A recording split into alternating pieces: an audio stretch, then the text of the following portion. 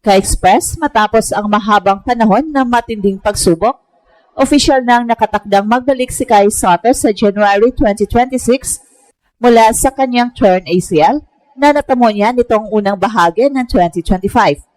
Isang kaganapang muling nagpasigklab ng pag-asa para sa Gilas Pilipinas at sa kanyang NBA trip.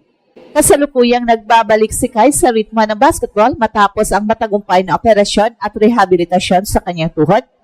At target niyang makabalik sa competition ngayong January sa susunod na taon, hudyat na maaaring maging turning point ang 2026 para sa kanyang professional na pagbabalik. Ay napilitang tumigil sa gitna ng magandang takbo ng kanyang Japan B-League season kasama ang Koshigaya Alphas dahil sa nasabing ACL injury nitong January. At dahil dito, hindi rin siya nakasali sa mga mahalagang international tournaments ng Gilas. Gayunpaman, batay sa mga pinakahuling ulat, patuloy na umunlad si Kai sa kanyang non-contact workouts at nakabalik na rin sa team training activities bilang bahagi ng kanyang recovery program. Mahalaga ang timeline ng comeback na ito sa maraming dahilan. Ang pagbabalik sa Enero ay halos isang taon mula ng kanyang injury na karaniwang recovery window para sa mga elite athletes na dumaraan sa major knee surgery.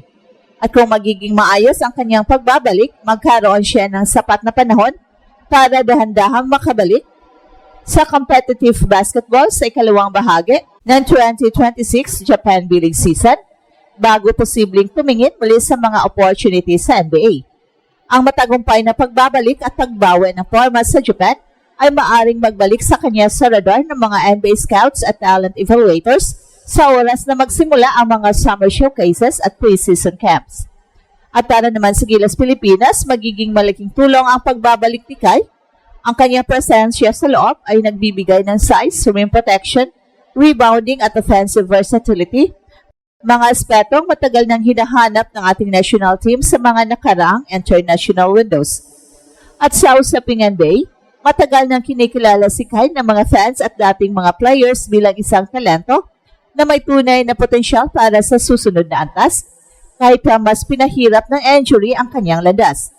Sa tuloy-tuloy na pagbuti ng kanyang kondisyon at malinaw na target sa January, mukhang ito na ang taon kung kailan muling mabubuhay ang kanyang pangarap na makarating sa NBA. Pinakita ng kamakailang developments tungkol kay Kai na muling nabubuhay ang isa sa pinakamatagal at pinakamatinding inaasahan ng Philippine basketball, ang kanyang NBA dream at ang pagbabalik sa international competition kasama ang Gilas. Matapos ang pagputol ng season niya sa unang bahagi ng 2025 dahil sa isang ACL injury, habang naglaro sa Japan B-League, dahan-dahan nang bumabalik sa court at inaasahang babalik sa full competition si Kai sa January. Isang target na itinuturing marami bilang posibleng lucky year para sa kanyang career revival. Ang injury ni Kai ay nangyari nitong January nang siya ay naglaro para sa Koshigaya Alphas sa Japan B-League. Mabilis itong naging malaking dagok sa kanyang momentum lalo na matapos siyang magpakita ng malakas na pagganap bago ang insidente. Ang naturang ACL tear ay karaniwang nangangailangan ng matagal na rehab na umabot ng halos isang taon at dahil dito, nawala si Kai sa maraming competitive opportunities at pati sa Gilas sa mga international stages. Pero ang pinakahuling mga ulat ay nagsasaad na si Kai ay bumalik sa court para sa non-contact training habang papalapit ang target window ng kanyang comeback. At ang unang hakbang sa mas malalim niyang paghahanda para sa competitive play sa Japan B-League at posibleng iba pang liga bago ang kaligitnaan ng 2026. Ang proseso ay critical hindi lamang para sa physical na pagbabalik ng 7th big man, kundi pati na rin para maibalik ang kanyang confidence at game readiness mula sa matinding ACL rehab.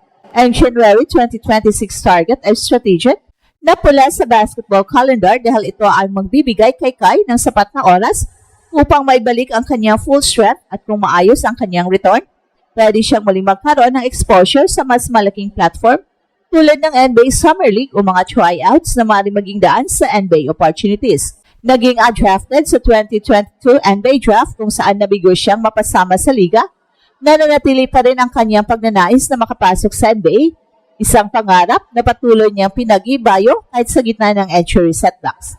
Para naman sa Gilas, ang pagbabalik ni Kai ay napakalaking boost Ang laki, depensa at interior presence ni Kai ay bagay na matagal nang hinahanap ng national team sa mas mataas na antas ng competition. Sa mga nakarang windows ng international play, ramdam ang kakulangan ng big man sa Gilas roster at kung makakabalik si Kai sa tamang kondisyon, agad niyang mapapatibay ang frontline ng kupunan. Well, sa kabuuan, ang mga senyales ngayon ay positibo.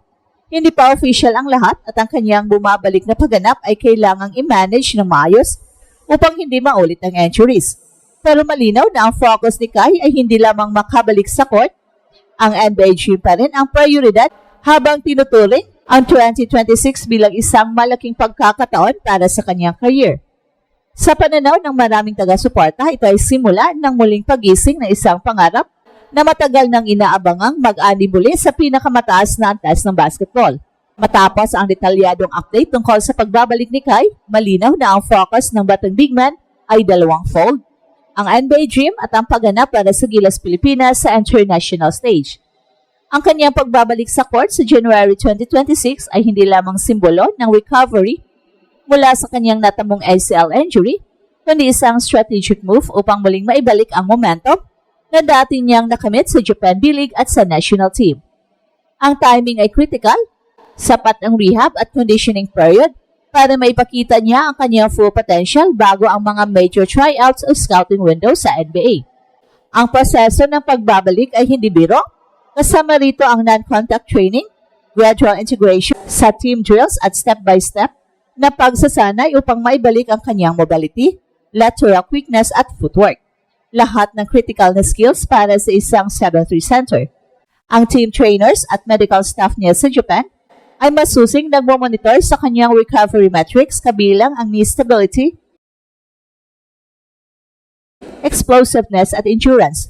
Ito ay hindi lamang para sa physical safety ni Kai kundi pati na rin para matiyak na maibalik niya ang confidence sa laro. At para sa Gilas, ang pagbabalik ni Kai ay malaking signal ng pagpapalakas ng frontline.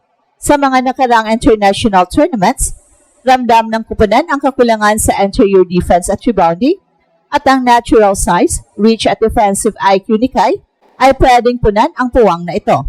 Ang kanyang presence sa paint ay magbibigay din ng spacing advantage sa perimeter players ng Gilas na magiging critical laban sa mga powerhouse teams gaya ng Australia at New Zealand. At si Coach Tim Cone at ang management team ng Gilas ay nakaplanong i-integrate si Kai sa rotation na nagbibigay daan sa kanya na makapag-adjust sa intensity ng international play habang inaalagaan ang kanyang katawan. At ito ang Express Info kung saan bawat kwento ginulat ang mundo. Don't forget to like and subscribe.